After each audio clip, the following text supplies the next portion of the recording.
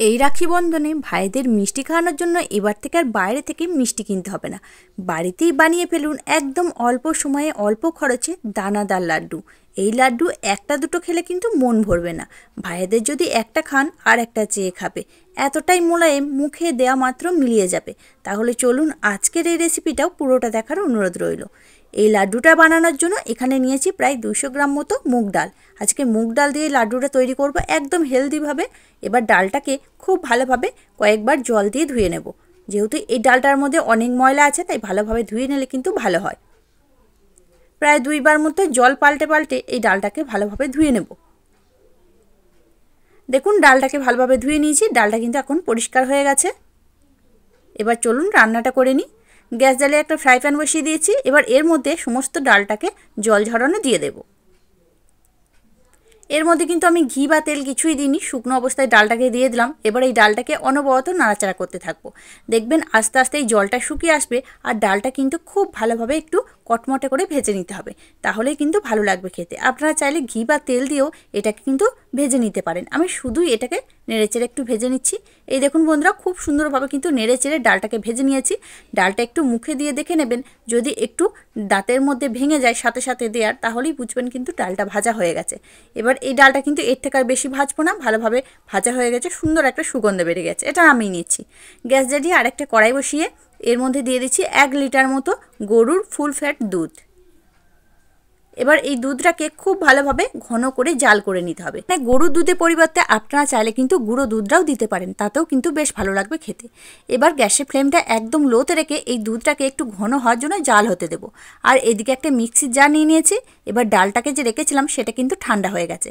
এই ডালটাকে অর্ধেকটা করে দিয়ে আমি ভালো করে গুঁড়ো করে নেব। একদম ফাইন পাউডার করে নিতে হবে, তাহলে কিন্তু এই লাড্ডুগুলো খেতে বেশ ভালো লাগবে। খুব ভালোভাবে ডালটাকে গুঁড়ো করে নিচ্ছি। দেখুন বন্ধুরা, খুব ভালোভাবে কিন্তু আমার ডালগুলো গুঁড়ো করা হয়ে গেছে, একদম ফাইন পাউডার করে নিয়েছি। এবার এটাকেও সাইডে সরিয়ে রেখে দিচ্ছি। আর দুধটাকে যে জাল হতে দিয়েছিলাম সেই দুধটা দেখুন একদম কমে গেছে, একদম ঘন হয়ে গেছে। ঠিক যেভাবে আমরা ক্ষীর তৈরি করি সেই রকম করে নিতে হবে। এবার এটাকেও সাইডে রেখে দিচ্ছি। একটা ফ্রাই প্যান বসিয়ে দিয়েছি, এর মধ্যে দিচ্ছি 2 থেকে 3 চামচ মতো ঘি। ঘিটা গরম হয়ে গেলে যে ডালটাকে গুঁড়ো করে রেখেছিলাম সেগুলোকে সম্পূর্ণটা দিয়ে দেবো। এবারে ঘিয়ের সাথে এই ডালটাকে খুব ভালোভাবে ভেজে নিতে হবে। যেহেতু প্রথমেই আমি কিন্তু ডালটার মধ্যে ঘি বা তেল কিছুই দিইনি, তাই এই সময় কিন্তু একটু ঘি দিয়ে ভাজলে লাড্ডুগুলো খেতে অসাধারণ লাগবে, ফ্লেভারটাও কিন্তু খুব সুন্দর আসবে।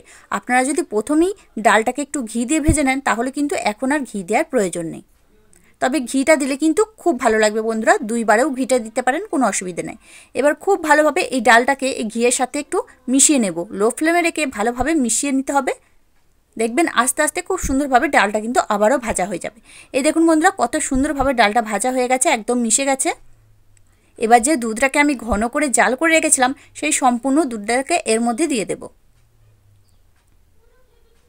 এখানে কিন্তু আমি এই যে ঘন করে জাল করা দুধটা দিলাম, আপনারা কিন্তু এর পরিবর্তে এখানে একটু মাওয়াও দিতে পারেন, খুব ভালো হয় খেতে। এবারে সব কিছুকে একসাথে একটু নাড়াচাড়া করে মিশিয়ে নিতে হবে। দেখবেন আস্তে আস্তে এই যে ক্ষীরটা ব্যবহার করেছি এটা এই ডালের সাথে মিশে যাবে, সুন্দর একটা ডোয়ের মতো তৈরি হয়ে যাবে। তবে এটা দলাভাব দেখে কিন্তু ভয় পাওয়ার কোনো দরকার নেই, কারণ একদম লো ফ্লেমে রেখে অনবরত নাড়াচাড়া করতে করতে এটা কিন্তু ঝরঝরে হয়ে যাবে। তবে কিন্তু লো ফ্লেমে কি করতে হবে, হাই বা মিডিয়াম ফ্লেমে করতে গেলে তলা থেকে ধরে যেতে পারে, আর এক জায়গায় শক্ত আর এক জায়গায় নরম থেকে যেতে পারে। তাই লো ফ্লেমে রেখে অনবরত নাড়াচাড়া করতে হবে। দেখুন অনেকটাই কিন্তু শুকিয়ে এসেছে, এইভাবেই কিন্তু এটাকে কন্টিনিউ নাড়াচাড়া করতে হবে, তাহলেই কিন্তু এটা একদম ঝরঝরে তৈরি হয়ে যাবে। খুবই সহজ বন্ধুরা, একদম অল্প সময়ে তৈরি হয়ে যাবে, আর এটা কিন্তু খুবই হেলদি। আপনারা কিন্তু এখানে যতটা ঘি ব্যবহার করতে পারেন, ঘিটা দিলে কিন্তু অনেক বেশি ভালো লাগবে। আমি প্রায় 3 চামচ মতো ঘি দিয়ে কিন্তু এটা তৈরি করে নিতে পারবো। আর এই রাখি বন্ধনে কিন্তু অবশ্যই এই লাড্ডুটা বাড়িতে বানিয়ে দেখবেন, বাড়ির ছোট থেকে বড় সকলে কিন্তু চেয়ে চেয়ে খাবে। আর বাজার থেকে কিন্তু আপনাদের কোনো মিষ্টি কিনে খেতে হবে না, এতটাই ভালো লাগবে খেতে। দেখুন বন্ধুরা, অনবরত নাড়াচাড়া করতে করতে কত সুন্দরভাবে এটা একদম ঝরঝরে হয়ে গেছে। আমি একটু খুন্তি দিয়ে ভেঙে ভেঙে দিয়েছি, অনেকটাই কিন্তু এই দলাগুলো ভেঙে গেছে। খুব সুন্দরভাবে কিন্তু একদম ঝরঝরে হয়ে গেছে। এইভাবে করে নেবেন, একদম পারফেক্টভাবে তৈরি হবে লাড্ডুগুলো, আর দানাদার হবে একদম। এবার এখানে আমি একটু মিষ্টি ব্যবহার করিনি, এখানে 1 বাটি চিনিকে আমি গুঁড়ো করে নিয়েছিলাম, সেই চিনিটা দিয়ে দিচ্ছি। আপনারা যেমন মিষ্টি খাবেন সেরকম অনুযায়ী চিনিটা দিয়ে দেবেন। এখানে কিন্তু গোটা চিনিটা ব্যবহার করা যাবে না, কারণ গোটা চিনিটা ব্যবহার করলে চিনিটা একটু গলতে সময় লাগবে, লাড্ডুটা কিন্তু একদম ভালোভাবে তৈরি হবে না। গুঁড়ো চিনিটা ব্যবহার করলে সাথে সাথে কিন্তু এটা তৈরি করা যাবে। আমি যতটা মিষ্টি খাবো সেরকম অনুযায়ী মিষ্টিটা এখানে দিয়ে দিয়েছি। এবার এই চিনিটা থেকে যতটুকু জল ছাড়া সেটা ছেড়ে যাবে, লাড্ডুটা কিন্তু খুব ভালোভাবে পাকানো যাবে। এবার এই চিনি গুঁড়োটা দেওয়ার পরে এটাকে কয়েক সেকেন্ডের জন্য একটু নাড়াচাড়া করে মিশিয়ে নেব। তারপর কিন্তু এটাকে আমি নামিয়ে নেব। দেখুন চিনি গুঁড়োটা দিয়েও কিন্তু ভালোভাবে মিশিয়ে নিয়েছি। এখন দেখুন বন্ধুরা কতটা সুন্দরভাবে তৈরি হয়ে গেছে, একদম দানাদার দেখতে লাগছে, একদম ঝরঝরে। এবার এটাকে নামিয়ে নিচ্ছি। লাড্ডুর এই ডোটাকে নামিয়ে নিয়েছি, অনেকটা কিন্তু ঠান্ডা করে নিয়েছি। তবে কুসুম গরম অবস্থায় কিন্তু এটাকে লাড্ডু তৈরি করে নিতে হবে, না হলে কিন্তু হবে না। একটু নাড়াচাড়া করে নিয়েছি, অনেকটা কিন্তু ঝরঝরে হয়ে গেছে। এবার লাড্ডুগুলো তৈরি করে নেব।